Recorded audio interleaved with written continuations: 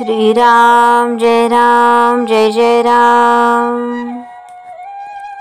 अभिमान रहित राहिल्याशिवाय भक्ती करता येत नाही। बाह्य जगाचे आघात आपल्यावर होतात, त्यामुळे आपली जी प्रतिक्रिया होते, मग ती सुखाची, दुःखाची, अभिमानाची, कामाची, लोभाची कसलीही असो, तिचे नाव वृत्ती। ही वृत्ती स्थिर ठेवणे हा खरा परमार्थ होय। परमात्म्याकडे वृत्ती वळवणे म्हणजेच भक्ती करणे होय। भगवंताच्या भक्तीने विषय बेमालूम नाहीसा होतो। भक्ती ही अत्यंत स्वाभाविक आहे, ती प्रत्येकाला हवीच असते। कारण भक्ती म्हणजे आवड, आणि कसल्या तरी आवडीशिवाय मनुष्यच सापडणार नाही।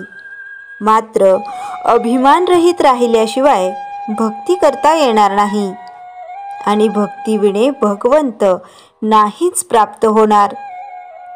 भगवंताचे प्रेम भगवंता वाचून इतर कुणाला देता येत नाही, तोच ते देऊ शकतो। भक्त आणि भगवंत हे दोन नाहीतच, म्हणून भगवंत हा जसा सर्व ठिकाणी आहे, तसा भक्त सर्व ठिकाणी असतो। भक्त भगवंतमय होतो, म्हणून त्याला सर्व जगतात आनंद दिसतो।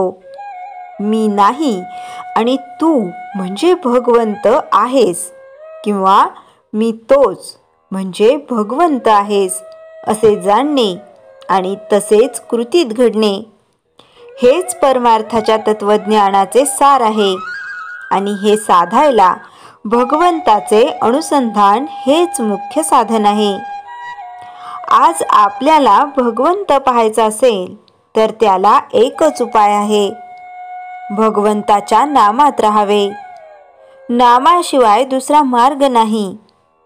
वाहत आलेले नाले तिच्यात मिसळले तरी गंगामाईचे पवित्रपण जसे कायम राहते, त्याचप्रमाणे आमचा प्रपंच कितीही गढूळ असला तरी भगवंताची आठवण त्यात ठेवली तर त्याचे गढूळपण मग कुठून राहील। भगवंताचे स्मरण तर सर्व तीर्थांचा राजा आहे। नामस्मरणाशिवाय दुसरा मार्ग नाही। भगवंताच्या विस्मरणाला जे कारण होते ते टाकणे किंवा सोडणे हे वैराग्य, आणि भगवंताचे स्मरण होईल अशा गोष्टी करणे हा विवेक होय। रामरायाचे अंतःकरण खरोखर जितके कठोर आहे, तितकेच भक्ताला ते अत्यंत कोवळे आहे। कर्तव्यासाठी त्याने सीतामाईला अरण्यात सोडली, तर भक्त प्रेमापोटी त्याने भरताला सांभाळले। माझे सांगणे आचरणात आणाल तेवढेच कामाला येईल। सगळ्यांनी नामस्मरण करा। नामस्मरण करण्यासारखा दुसरा कल्याणाचा मार्ग नाही। जे सहज आपल्या जवळ आहे, अत्यंत उपाधिरहित असून कुणावर अवलंबून नाही, असे जर काही असेल तर ते भगवंताचे नाम आहे। शुद्ध मनाने आणि शुद्ध अंतःकरणाने जो ते घेईल, त्याचे राम खरेच कल्याण करील। श्रीराम जय जय राम। चैतन्यवाणी सर्व सृष्टी रामरूप दिसणे हेच भक्तीचे फळ आहे। श्रीराम जय जय राम। संत रविदास भाग 1। मांडूरगावच्या चांभार वस्तीत संथोखदास आपला पारंपरिक व्यवसाय करीत असत। संथोखदासांचा चामड्याचा मोठा उद्योग होता। ते व त्यांचे कारागीर निरनिराळ्या वस्तू पादत्राणे बनवीत।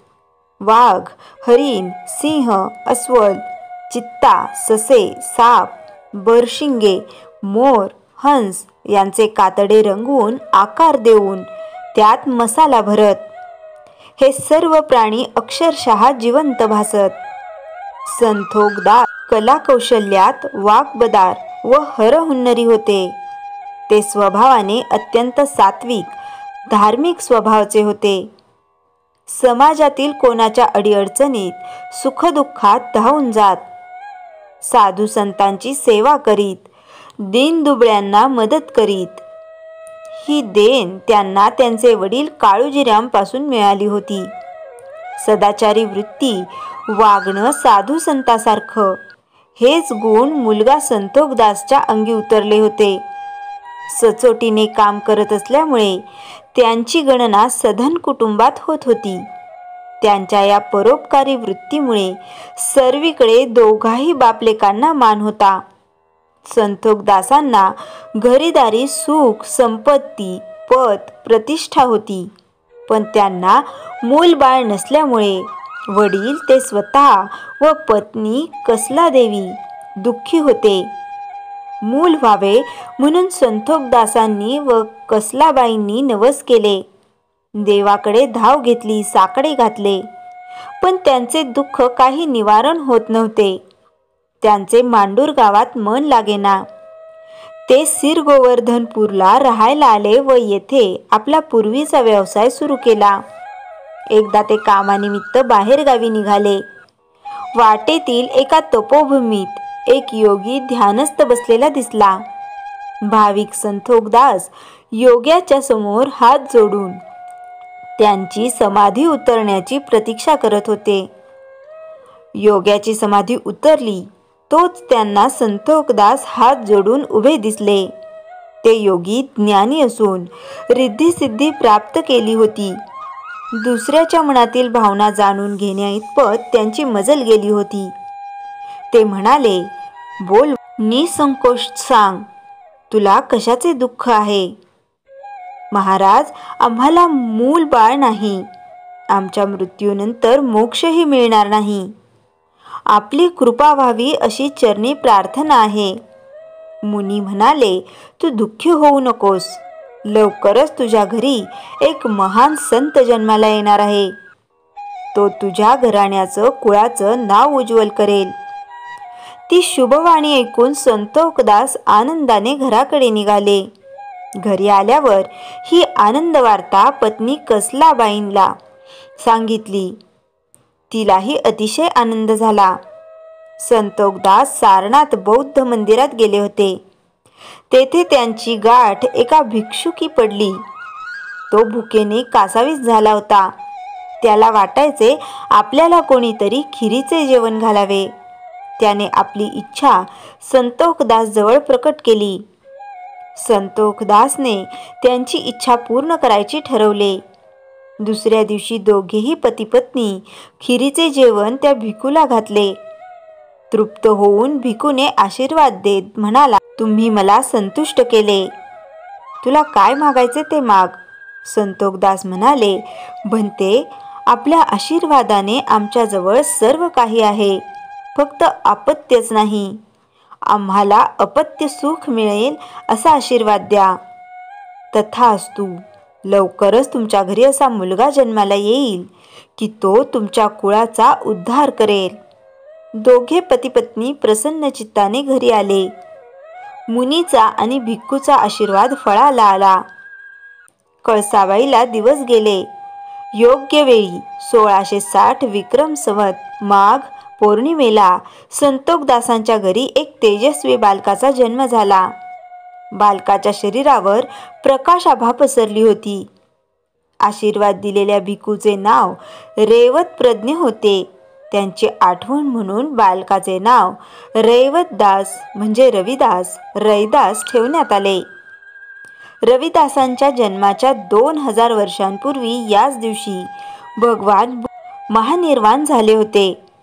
म्हणून माघी पौर्णिमेला विशेष महत्त्व होते. ज्यावेळी रविदासांचा जन्म झाला त्याच वेळी संपूर्ण खोलीत शुभ्र धवल प्रकाशाने उजळली होती.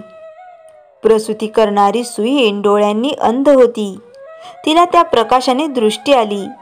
तिला अतिशय आनंद झाला.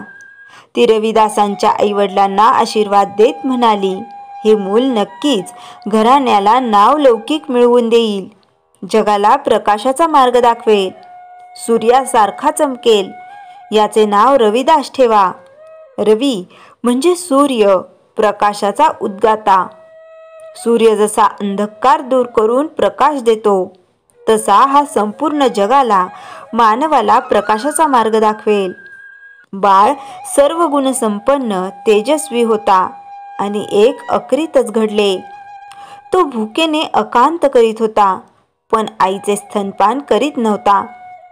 काशीत स्वामी रामानंदाचे प्रख्यात ज्ञानी, विद्वान पंडित म्हणून मोठे नाव होते. त्यांच्या शिष्यांची संख्या बहुतेक गरिबांची होती. त्यांचा अधिकांश वेळ झोपडपट्टीतच जायचा. ते त्या लोकांना रामनामाची गोडी लावून भक्ती मार्गाला लावत, त्यांच्या दुःखाचे परिमार्जन करीत. रविदासाचा जन्म होऊन 5 दिवस झाले तरी तो स्तनपान करीत नव्हता. भुकेने कासावीस होत होता. त्यांचे कळवळून रडणे पाहून कलसाबाई पतीला म्हणाली, "कोणाला तरी विचारा ना, हा दूध का पित नाही? सारखा रडत असतो. का त्याला आपल्या सारख्याच्या घरी जन्म घेणे आवडले नाही, की त्याला आपला चामड्याचा व्यवसाय आवडला नाही?" क्रमशः संकलन व लेखन मीनाक्षी देशमुख. श्रीराम जय राम जय जय राम. जयाच्या जनी जन्मनामार्थ झाला, जयाने सदा वासनामात केला. जयाच्या मुखी सर्वदा नाम कीर्ती, नमस्कार तया ब्रह्मचैतन्य मूर्ती. श्रीराम जय राम जय जय राम. जानकी जीवन स्मरण जय जय राम.